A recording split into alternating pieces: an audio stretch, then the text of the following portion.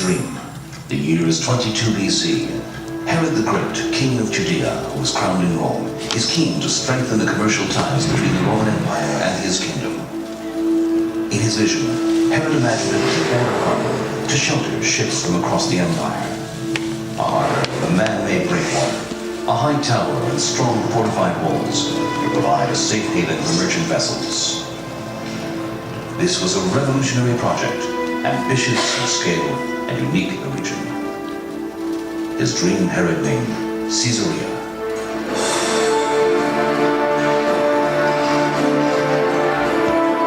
Thousands of workers toil to make this dream a reality. Enormous wooden caissons are sunk into the sea to form the foundations of the massive breakwater.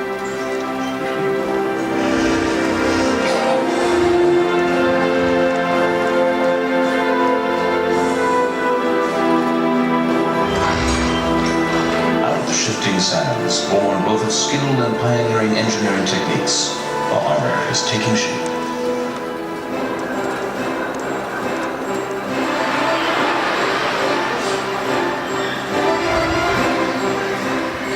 A dozen years, Herod's dream has become real. Where once there were dunes, now stands a beautiful harbor city, thronged with people and thriving with life. Ships carrying rich cargoes arrive from all corners of the empire. The elegance of Caesarea is admired throughout the region. Merchants and workmen are everywhere. Towering above the harbor, the fire is burning bright on the Drusian Tower, bringing ships safely to port. To honor his Roman patrons, Herod builds a temple in the harbor front and dedicates it to the goddess Roma and Augustus Caesar. In return, he gains the trust of the Roman Empire, and his reign reaches as far as Syria.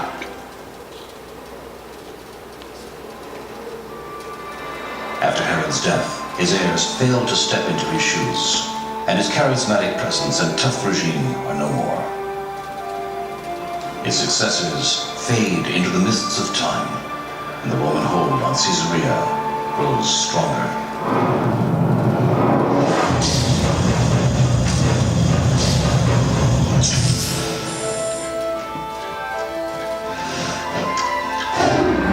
Caesarea becomes the capital of the Roman province of Palestine and headquarters of the Roman governor. The deep-water harbor is a source of income and employment to the flourishing city.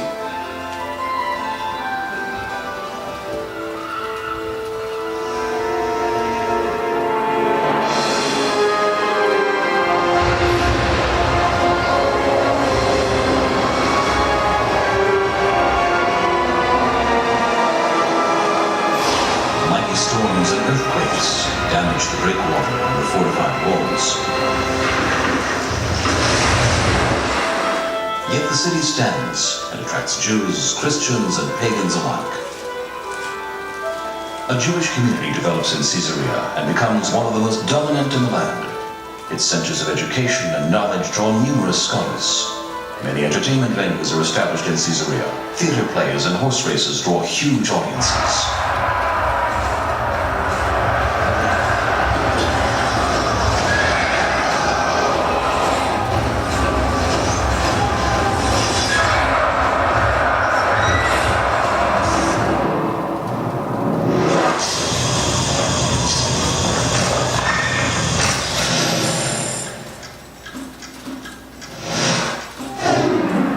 By the end of the 4th century, the Roman Empire collapses, and its place in the east is taken by the rising Byzantine Empire. This is a new era for Caesarea. Better fortified walls are built to surround it. The gladiators' games are banned, but chariot races continue to entertain the citizens and their guests. Prosperity is everywhere.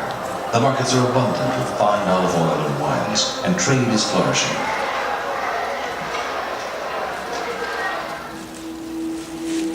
Christianity becomes the official religion of the Byzantine Empire.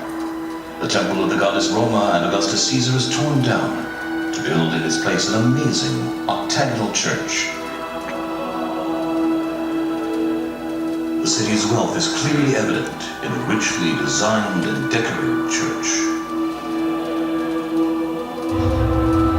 Alas, man-made work cannot survive the forces of nature for long. Severe earthquakes continued to hit Caesarea.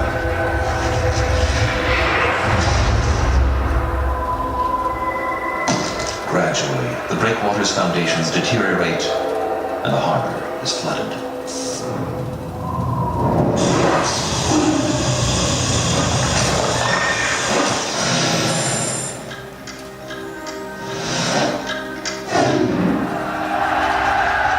In the 7th century, after many battles and a 7-month siege, Byzantine Caesarea, which was one of the most prosperous and fortified cities in the land, falls to the Muslim hands.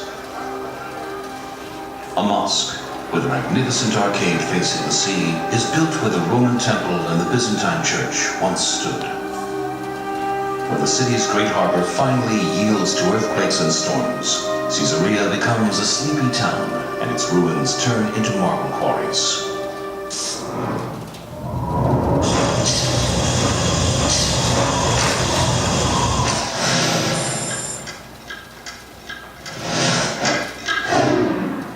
In the 12th century, once again the tides of war are upon Caesarea.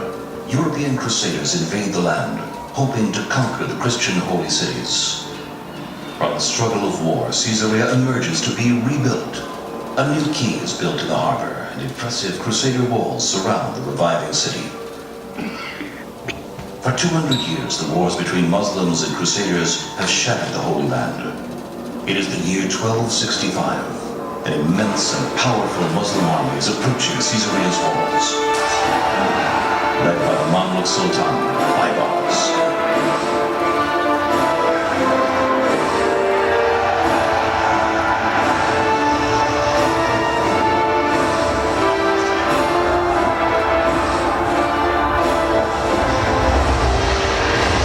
After 3 days of battle, Baybar's soldiers break into the city, spreading havoc and destruction. For the first time since its foundation, Caesarea is thoroughly demolished. Sultan Baybars does not rest until he razes Caesarea, wishing to wipe it from the face of the earth. Caesarea fades slowly into the realms of dream and fantasy from which it was created.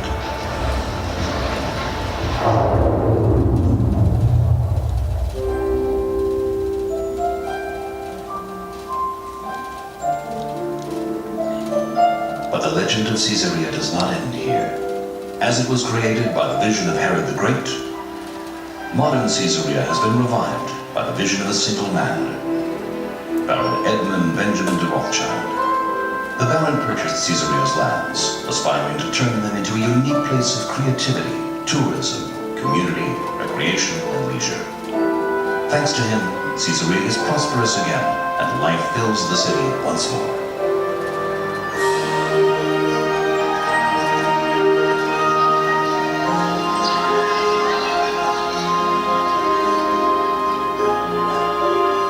Caesarea combines an industrial research and development park, a leading community, together with some of Israel's most beautiful tourist sites. The buildings that we see here are dated from over 100 years ago and were built for Bosnian refugees. But their foundations were laid precisely where once stood the Roman Temple, the Drusian Tower, and the ancient walls of Caesarea.